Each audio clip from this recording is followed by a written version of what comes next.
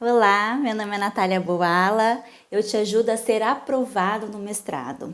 E a pedidos dos seguidores, hoje eu vou falar sobre o edital de uma universidade pública, da Universidade de São Paulo, a USP. Vou comentar um pouco os pontos importantes para você focar, tá? Anota aí. Primeiro, aqui no edital, um ponto importante são as duas áreas de concentração que eles focam. Cuidado em saúde e enfermagem em saúde coletiva. Então, se você for optar por fazer o mestrado lá, precisa estar abrangendo uma dessas áreas de concentração. Eles oferecem 22 vagas distribuídos entre os orientadores e eles já dão os nomes dos orientadores. Então você precisa buscar o currículo desses orientadores lá no Lattes, no currículo Lattes, para você já poder entender o que poderia direcionar mais para a área do seu interesse, tá? O que você quer pesquisar. O edital, ele foi aberto para inscrição do dia 13 de setembro até o dia 27 de setembro. Por que essa informação é importante? Provavelmente, o próximo edital, né, daqui a um ano, vai abrir neste mesmo período ou próximo a isso. Porém, pode ser que o edital seja semestral. Então, ficar de olho independente disso. Mas daqui a um ano, nessas datas, é importante que fique atento, tá? Vamos lá. Tem um preenchimento do requerimento para inscrição no próprio site da USP. Então, que precisa aí atentar. Tem uns documentos pessoais, RG, o currículo Lattes que é básico. Eu sugiro que vocês já deixem o currículo Lattes sempre atualizado, para não deixar para atualizar em cima da hora, que isso fica pior, tá? É mais trabalho desnecessário. CPF, a inscrição neste edital tá R$ 214, ok? Aí, para candidato estrangeiro, tem algumas peculiaridades, mas vamos ali para o processo de seleção. Qual seria o procedimento? A primeira fase, que é a eliminatória, é a análise do seu currículo, ok?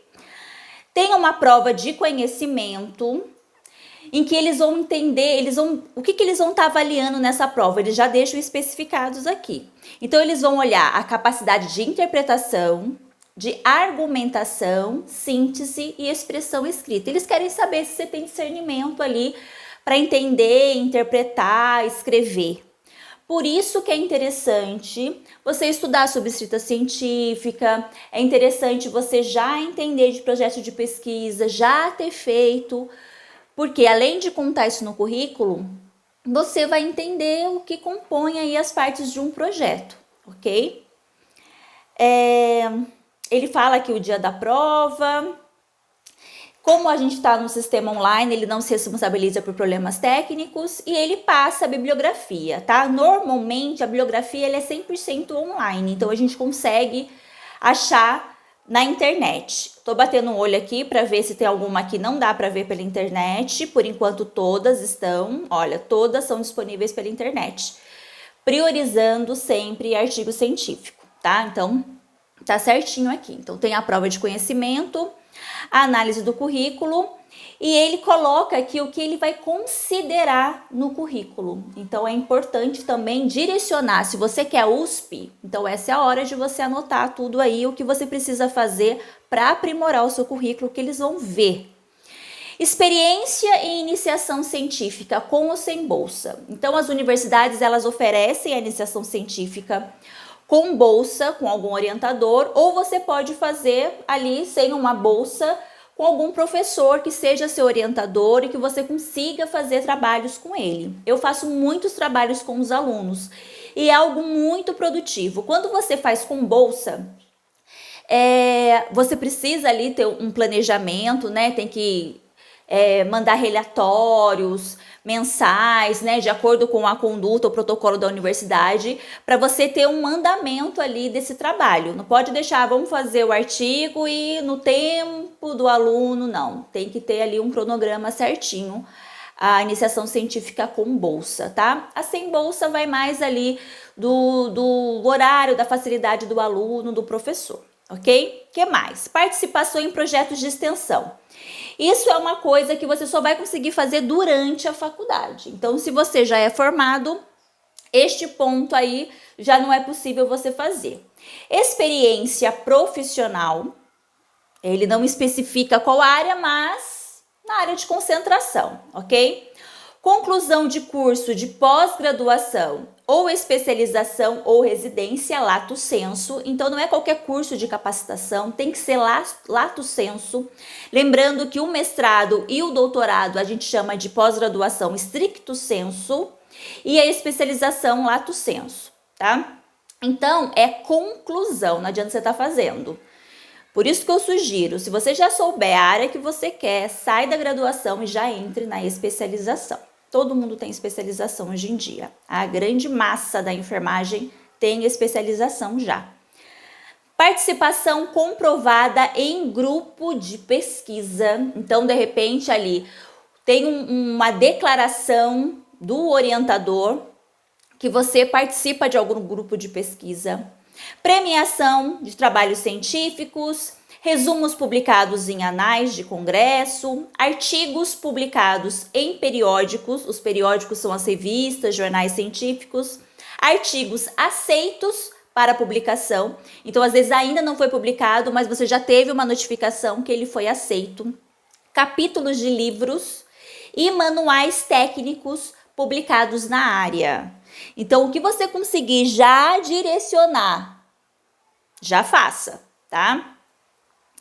Segunda fase eliminatória, avaliação do projeto de pesquisa e o desempenho do candidato na arguição do projeto. Ali a pessoa vai ver, primeiro se foi ele que fez o projeto, né? Perguntando, percebe-se se a pessoa entende do que ela está falando ou não. Então é importante que você estude e que você mesmo faça o seu projeto. Se for começar já dando para outra pessoa fazer o seu projeto, aí já tem alguma coisa errada, né? Ele coloca a formatação que ele quer do projeto, então ele coloca no máximo 10 páginas, fonte Arial tamanho 11, espaçamento 1,5, margens 2. Ele pede uma folha de rosto com o título do projeto, o nome do candidato e da provável orientadora, que você já olhou o currículo de todo mundo, já sabe qual que é ali o seu caminho. De preferência, já manda o e-mail antes, se possível. Se você conseguir ser aluno especial antes, ótimo. Se não, tende como aluno regular, mas se prepara para não queimar a sua cara no corpo docente, né? Não vão prestando processos seletivos de forma aleatória, tá? Se prepare para você ser visto com bons olhos ali no processo seletivo pelo corpo docente. Introdução, então ele foca o que ele quer na introdução. Contextualização do tema, explicitação do problema e justificativa, relevância do estudo. Revisão da literatura sobre o objeto, problema do estudo. Isso que tem que focar na introdução. Então, o que significa isso? Você vai dar um panorama do que tem, do que está sendo pesquisado e o que falta, no que você vai preencher. Por que é importante preencher essa lacuna aí no meio científico? Isso que é a introdução. O objetivo do estudo ou objetivos, né? Normalmente no mestrado a gente tem uma visão um pouco mais ali, por ser 2 anos, a gente tem uma visão um pouco mais abrangente, né? Então a gente tem ali uns objetivos específicos. Método, referencial teórico metodológico, se pertinente. O delineamento do estudo, que é o tipo de pesquisa, transversal, coorte, revisão, ensaio clínico, né? Um estudo experimental, observacional. Descrição dos instrumentos, o que você vai usar para realizar a sua pesquisa? Você vai lançar mão de algum questionário, de algum formulário, ele é validado ou não? Então a gente precisa descrever todo esse formulário, como é avaliado, analisado o score dele. Procedimento para coleta de dados e apresentação das estratégias para análise dos dados. Então, para cada objetivo que você for ver, você precisa mostrar aqui no seu método como que você vai conseguir chegar nele. Eu quero comparar se pessoas que praticam atividade física, que são fumantes, comparar 2 grupos. 2 grupos de idosos, pessoas com mais de 60 anos, um é fumante, o outro não, e os dois praticam atividade física, e eu quero avaliar alguma variável neles ali, por exemplo, hipertensão arterial, controle da pressão arterial. Tá, para você comparar, qual é a análise estatística que você vai usar? Então, isso precisa estar lá no seu método, tá? Referências bibliográficas, coloquem nas normas Vancouver, que é normalmente o que é pedido na área da saúde. O cronograma de execução para ver se é viável, se é possível fazer nos 24 meses que você tem do mestrado, tá? Comprovante de aprovação no exame de proficiência em língua inglesa, conforme disposto no item 5, que é o próximo que a gente vai falar, tá? Documentos comprobatórios em PDF. Não adianta você mandar um currículo com 30 mil coisas se não tem certificado dessas coisas, se não tem a comprovação dos itens que eles vão avaliar. Então, precisa ter o comprovante, os documentos comprobatórios, tá? Eu gosto que faça, eu gosto de fazer seguindo o currículo Lattes, que a pessoa vai bater no olho no currículo Lattes e vai bater no olho nos seus documentos comprobatórios. Então, já na ordem você coloca. Você pode fazer um sumário que fica legal, coloque em espiral, tá?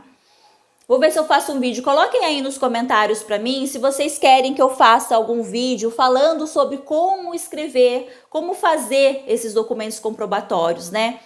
Como que se apresenta, como que se organiza esses documentos comprobatórios. Se vocês quiserem, coloca aí nos comentários que eu faço, tá? Em língua inglesa, tem a validade por 3 anos, então lembrando, eu posso fazer o exame hoje, posso, e ele vai valer esse meu certificado por 3 anos. Se eu conseguir passar no mestrado depois deste prazo de 3 anos, esquece, vou ter que refazer essa prova. Ele fala aqui que tem que fazer no estudo educacional União Cultural, ok? E a porcentagem para o mestrado é de 50% de acerto na prova. Ele coloca algumas outras provas que eles aceitam, por exemplo, o TOEFL é algo que eles aceitam. Se você fizer no Centro de Línguas da Faculdade de Filosofia, Letras e Ciências Humanas da USP, lá neste centro você dá como suficiente, então você consegue também isso. Tem uma outra prova, IELTS, que é 6, o TEP, que é 50%, então cada prova ele dá uma porcentagem que você precisa para conseguir fazer o mestrado, ok? Isso é uma agora que eu vou falar uma coisa muito importante, gente. Coloca um asterisco aí para vocês não esquecerem. Resultado final. As vagas serão preenchidas segundo a disponibilidade da orientadora e classificação dos candidatos. Quando vocês forem analisar o currículo, olhem se o orientador já está com orientandos, quantos orientandos, e vê se vocês conseguem pegar alguém que não tem muita gente. Porque de repente você é classificado, mas a pessoa não consegue te pegar para orientar, não tem nenhuma outra pessoa que tem na área ali, e de repente você acaba não conseguindo por conta disso. Então, atente a isso, ok? Se tiver algum orientador que despertar interesse pelo seu projeto, ótimo. Por algum item aí no seu currículo, ótimo.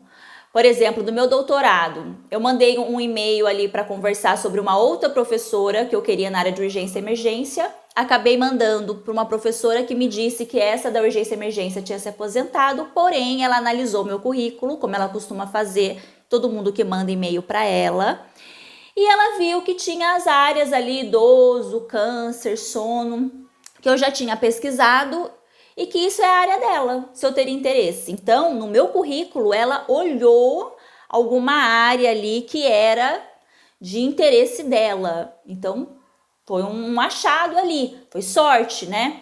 Foi ali coincidido eu ter mandado e-mail justamente para a pessoa que eu já tinha pesquisado ali na área. Então, atentem-se para isso, né? Vê se você vai conseguir ter o orientador disponível para você. Aí tem os recursos, ok, a matrícula, o requerimento, os documentos RG, CPF, certidão de nascimento, título de eleitor, Cópia simples de quitação do serviço militar, tá? Para o sexo masculino. Diploma, certificado de conclusão de graduação e do histórico da graduação também para essa matrícula. Plano de estudos, esse plano de estudos, eu baixei aqui para falar com vocês sobre eles. Ele coloca um endereço eletrônico disponível, eu vou deixar para vocês esse endereço eletrônico na descrição do vídeo para vocês poderem ter também acesso a ele, tá? Eu vou abrir aqui só para comentar um pouquinho, só para vocês entenderem um pouco. Então aqui, ó, ele quer saber, nesse seu tempo de mestrado, o que você vai fazer em cada parte, quanto tempo você vai levar. Você tem 24 meses, ele divide por semanas, primeira, segunda, terceira, quarta semana, quinta semana. Qual é o seu plano de estudo? Então, previsão de créditos em disciplinas, porque cada disciplina tem um crédito a ser cumprido, né? Participação regular nas atividades do grupo de pesquisa, nas orientações em andamento de iniciação científica. Previsão de participação de grupos ali, que eles planejam, por exemplo, para ajuda na graduação, em aulas, em preparos de aulas. Se a pessoa tem uma pretensão de fazer, por exemplo, no caso aqui do doutorado, porque esse impresso é para mestrado e doutorado, tá? Uma bolsa sanduíche, por exemplo, que é uma parte no exterior. Previsão de publicação anual com o orientador. Então, tudo isso ele coloca. Coleta dos dados, análise e tratamento dos dados, quando você pretende fazer. Então, tudo isso aqui é o plano de estudo. Embaixo tem ali escrito se você cumpriu ou não, tá? O que foi planejado. E a rúbrica do seu orientador e sua rúbrica. E da coordenadora, assim, do programa, né? A coordenadora do programa também. E coloca previsão de créditos em disciplinas, quais disciplinas você pretende fazer, quantos créditos e se na frente você cumpriu ou não esses créditos. Então é muito interessante vocês analisarem tudo isso antes de prestarem o processo seletivo. Sempre se planejem, tá bom? Coloca um like aí, curte para mim o vídeo, por favor, deixa nos comentários se você gostou, se você quer mais editais. E me diga o que vocês acharam aí do processo seletivo da USP, tá bom? Um beijo!